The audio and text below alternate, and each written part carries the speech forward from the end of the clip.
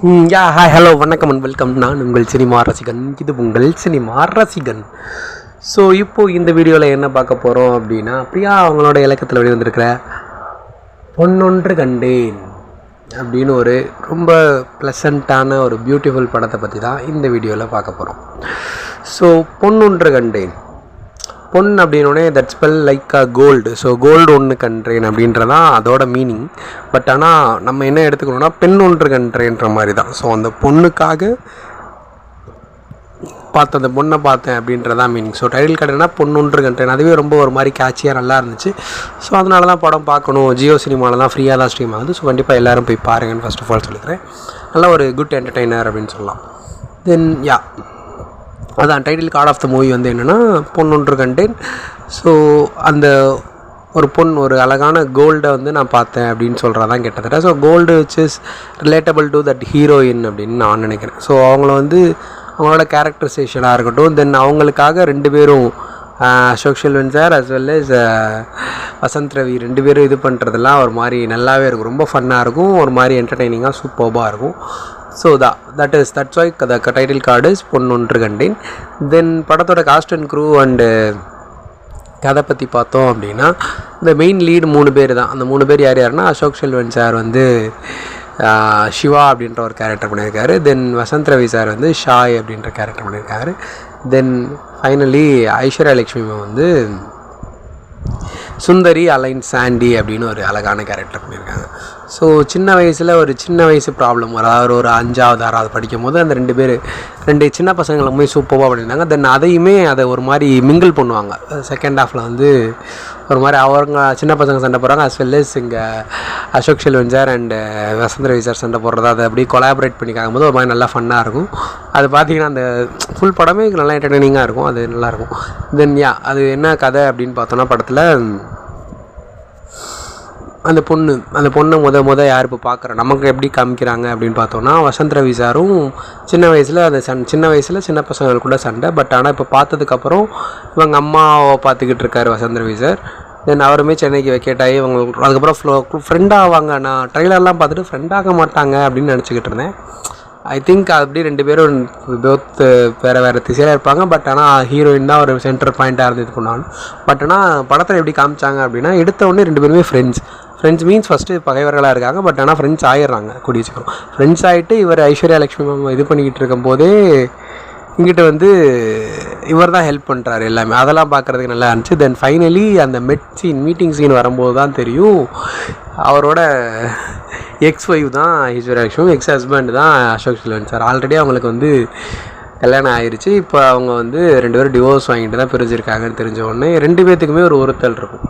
என்னென்னா, அவங்க வந்து ரொம்ப எதனால் டிவோர்ஸ் ஆகிருப்பாங்கன்னா, ஒரு நார்மல் இது கூட தெரியாது. அவர் 18 மிஸ்டு கால் பண்ணுவோம். அந்த மாதிரி சின்ன ஒரு நார்மல் ஒய்ஃபுக்கு இந்த ப்ராப்ளம் இருக்கும்ல, டிஸ்டர்ப் பண்ணிக்கிட்டே இருக்கான்னு ஒரு வருஷம் நல்லா இருந்திருப்பாங்க போல், ஒரு வருஷமோ நல்லா இருந்திருப்பாங்க. அதுக்கப்புறம் வந்து நார்மல் ப்ராப்ளம் வந்து டிவோர்ஸ் வாங்கிட்டு 2 பேரும் போயிடுவாங்க. ஐ திங்க் சமைக்க தெரியாதுன்னு சொல்லியிருப்பாருன்னு நினைக்கிறேன்.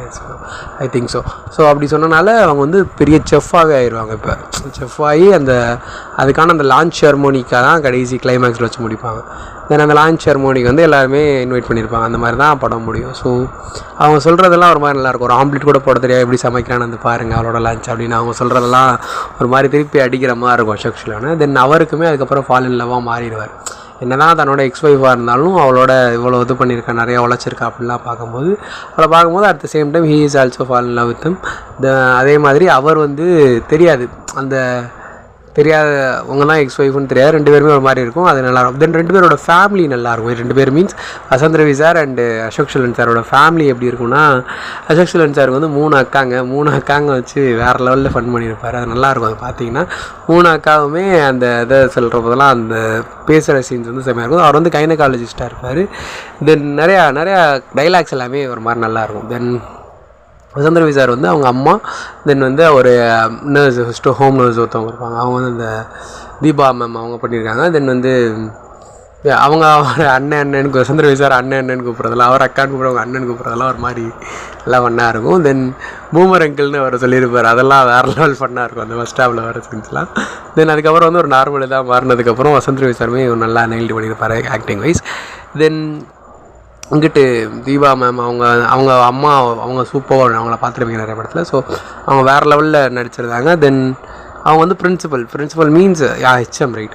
ஸோ ஹெச்எம் அவங்க வந்து அவங்க அதாவது இந்த பசங்கள்லாம் படித்த ஸ்கூலோட ஹெச்எம்.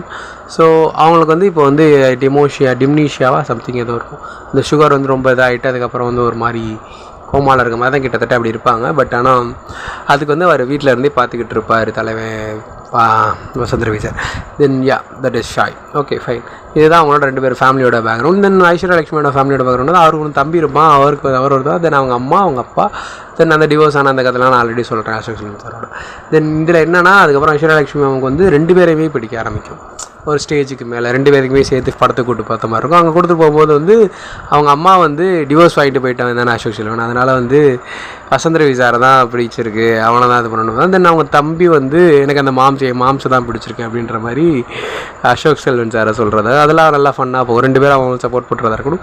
தென் கிளைமேக்ஸில் லான்ச்சுக்கு வந்து 2 பேருமே இன்வைட் பண்ணிட்டு வேணான்னு முடிவு பண்ணிட்டு போவாங்க. பட் ஆனால் கடைசியில் நீ என்ன கல்யாணம் பண்ணிக்கோ அந்த கனடா மூவ் ஆகிறாங்கன்னு தெரிஞ்ச உடனே வேறு லெவல் ஃபன்னாக இருக்கும் அந்த கிளைமேக்ஸ் இது பண்ணுறது.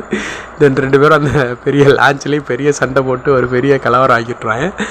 நாகியோட்டோடு அவங்க அம்மா டக்குன்னு நான் ஃபுல் கதையை சொல்கிறேன். பட் இருந்தாலும் அது நல்லா இருந்துச்சு. Okay fine. அவங்க அம்மா தொலைஞ்சோடனே அதை அவர் வந்து தேடி கண்டுபிடிச்சி கொடுப்பார். தென் அவங்க அம்மாவுக்கு உயிர் கொடுத்த மாதிரி ஒரு சீனில் வந்து ஒரு எமோஷனல் சீன் இருக்கும். ஸோ அந்த மாதிரி எங்கள் அம்மாவை நீ காப்பாற்றிருக்க, பட் ஒன்றுக்கு இது பண்ணுறேன் அப்படின்ட்டு நீயே இது பண்ணிக்கோ சுந்தரி, ஐ மீன் சாண்டி அந்த அவளை வந்து நீ தான் அவள் கரெக்டாக இருப்பா, அவளோட ஹஸ்பண்ட் நீ தான். ஸோ அதனால் நீ அவர் சொல்கிறாரு. தென் இல்லை நான் அவளை கரெக்டாக புரிஞ்சுக்கலாம், நீ வச்சுக்கோன்ட்டு அப்படியே 2 பேரும் மாற்றிடுவாங்க. மாற்றினோடனே அவங்க வந்து நான் பண்ணுற அந்த ஆக்டிங் வந்து வேறு லெவலில் இருக்கும். ஆக்சுவலாக வந்து ஆனால் இவ்வளோ நேரம் வேணான்ட்டு வேணுன்ட்டு நீ இப்போ வேணாம் நீ வச்சுக்கோன்னு சொல்லுங்கள், என்னடா நினச்சிக்கிட்டு இருக்கேன்னு சொல்லும் போது சின்ன வயசில் என்ன சண்டை வந்திருக்கும் அப்படின்னு பார்த்தீங்கன்னா அது வந்து இன்னொரு திருமண சுந்தரி அப்படின்னு இன்னொரு பொண்ணு சின்ன வயசில் அந்த பொண்ணு வந்து அந்த பொண்ணு பர்த்டேக்கு வந்து 2 பேரும் இது கொடுத்ததுக்கு வந்து அது சின்ன வயசுலனா முத்தம் கொடுத்துட்டு போயிடும். ஸோ அதனால் வந்து ஒரு பெரிய சண்டை வந்துடும்.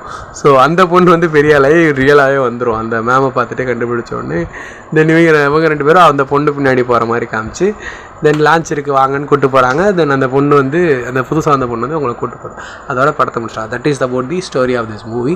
ஸோ இது நான் ஃபுல் ஸ்டோரி சொல்லிட்டேன் அப்படின்னு நினைக்காதீங்க. இது வந்து ஒரு மாதிரி அழகாக இருக்கும் பார்க்குறதுக்கு படமே. ஸோ அப்படி ஒரு படம் தான் இந்த பொண்ணொன்று கண்டேன். ஸோ என்ன சொல்லி முடிக்கிறாங்க அப்படின்னா நம்மளாம் எடுத்துக்க வேண்டியதான். ஐ திங்க் இந்த 2 பேரில் யாரோ ஒரு ஆள் கூட கமிட் ஆயிடுவாங்கன்ற நம்மளால. ஏன்னா அந்த மாதிரி நம்ம ஒரு பெரிய கொஸ்டின் மார்க் வச்சு என்ன ஒரு மாதிரி புரியாத மாதிரி தான் முடிச்சிருக்காங்க. But we can understood that Aishwarya லட்சுமியை யாருக்கு சூஸ் பண்ணுவோம், நமக்கு யார் கொடுத்தாலுமே ஒரு சின்ன ஃபீல் இருக்கலாம். ஸோ அதனால் யாருக்குமே இது பண்ணாமல் விட்டுட்டாங்க.